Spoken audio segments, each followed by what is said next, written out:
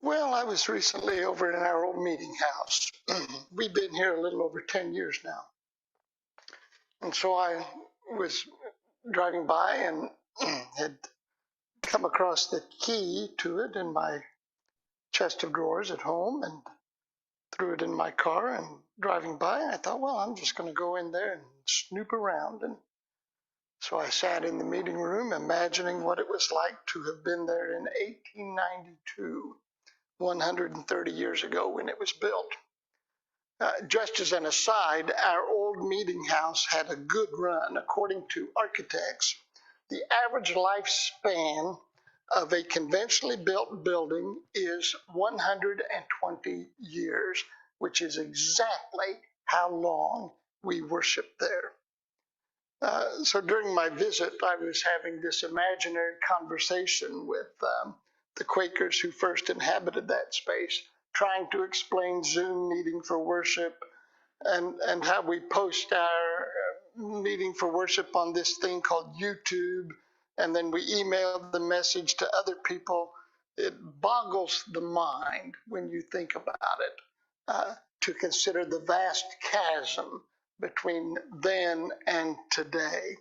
Um, these developments have made me more aware of Fairfield's extended family, and this week I heard from two of our scattered family members, a couple named Philip and Lisa Wise of Joplin, Missouri, who wrote to tell me that in my first sermon in the Geezer Manifesto series, I had said that the word geezer was a male characteristic and that linguists believe the female equivalent is hag. I told you I was uncomfortable with that term and would not be using it. And it turns out others were uncomfortable with that term, including Philip and Lisa, who said they didn't care for the term hag, so suggested the word sheezer as a viable alternative. Geezers and sheezers. I like that. Of course, we're beginning to realize that gender isn't this or that. Gender is more fluid than once believed, and new words might be forthcoming. One never knows. We might have new words here. So I've been on the lookout for geezers and sheezers, keeping my eyes open for their virtues, and found one this week. I was reading the birth story of Jesus this week, it being the season of Christmas. And the birth story of Jesus parallels the birth story of John the Baptist, whose father was a geezer named Zechariah. He was the worst sort of geezer. He was a pastor geezer, the wiliest sort, advanced in his years, who despite his age still took his turn to serve in the temple. And one day while there, the angel Gabriel appeared to him in the temple and said, Zechariah, you and Elizabeth are going to have a son. And Zechariah laughed and told the angel he was nuts, which is not a wise thing to say to an angel of the Lord. And Gabriel said, listen here, you old geezer, you will not speak another word until your son is born. Maybe not those exact words, but that's what happened. When Zechariah exited the temple, people asked him what had happened in there. They heard these voices. He opened his mouth to tell them, but found that Gabriel was right. He could not speak a word. It was later reported by those in attendance that his wife Elizabeth seemed inordinately pleased. Elizabeth, being a good sheezer, didn't think it her duty to comment on everything like her husband. So when she learned she was expecting, she rejoiced quietly in her heart and began building a crib. The moral of the story: you don't have to say everything you're thinking. Just because a thought has formed in your brain doesn't mean you are under any obligation to share it with others.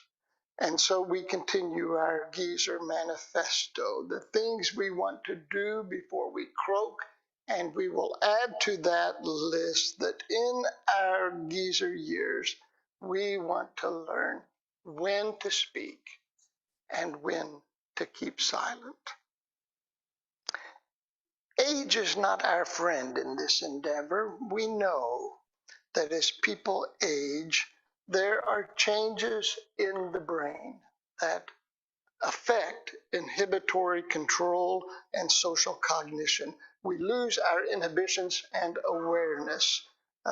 In everyday parlance, we lose our filters, and you might have heard this said that so and so has lost his filters.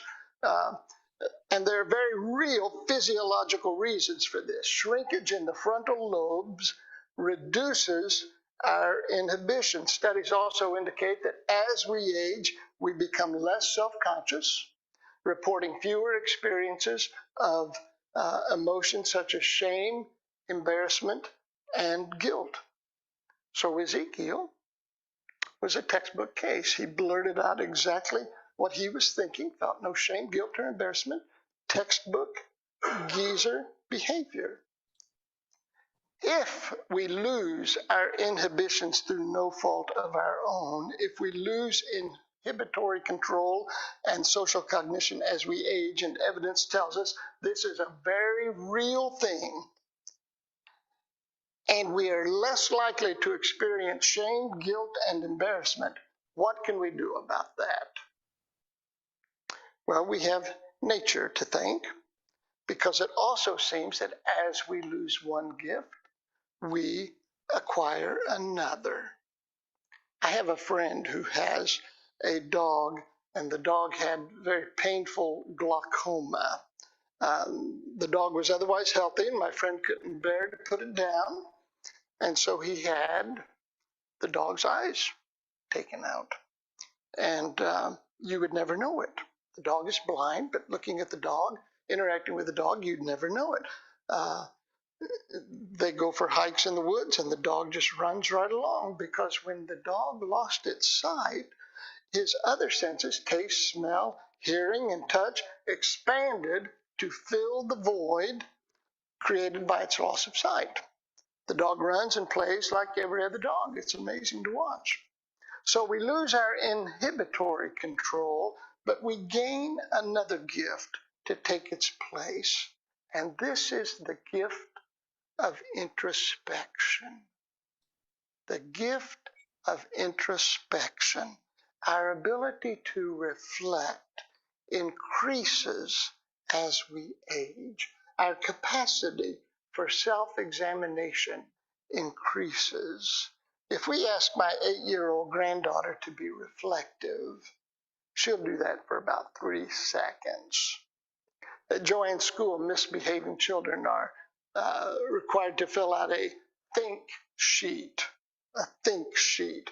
They must write down what they did, why it was wrong, who they hurt, and what they're going to do about it. We must do that with children because reflection doesn't come naturally and easily to children.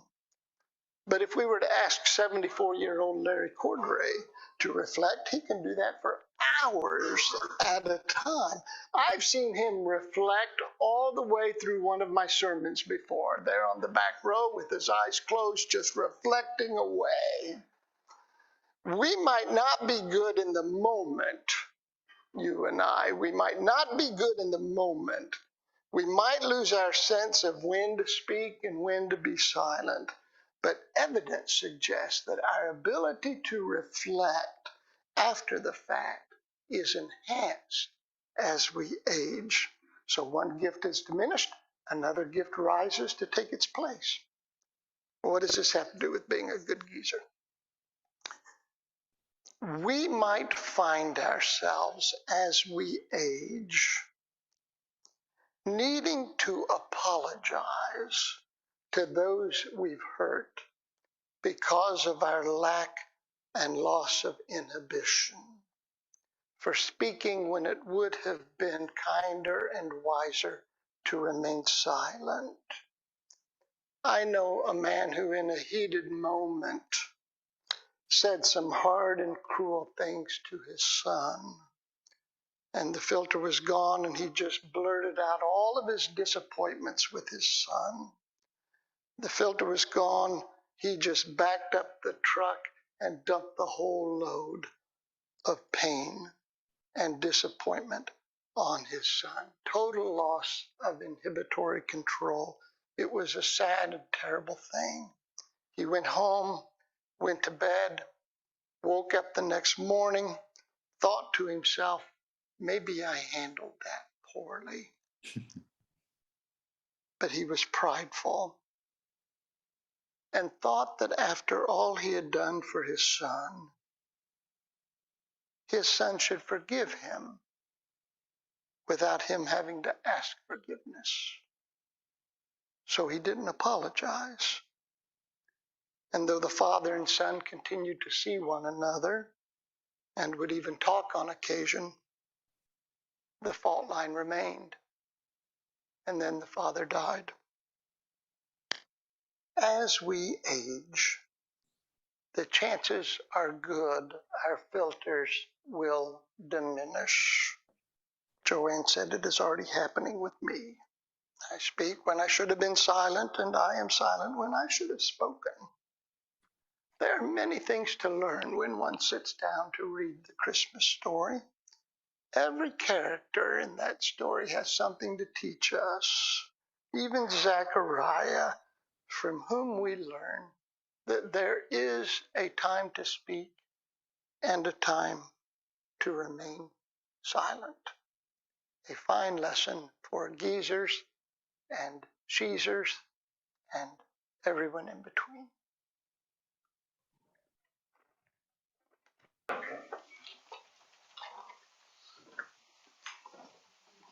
Our homework for the week. All of us carry within us deep pains and also deep joys. Often the source of our pains are fractured relationships that we've experienced with others. Many of them people who we want to be in right relationship with, but find it difficult because of past hurts. This week, let us always be mindful of where God might be calling us to say to someone, I have hurt you, and I am sorry. Please forgive me. Magic words that can restore families and friendships and bring good where pain once stood. Thank you and amen. Turn and greet friends.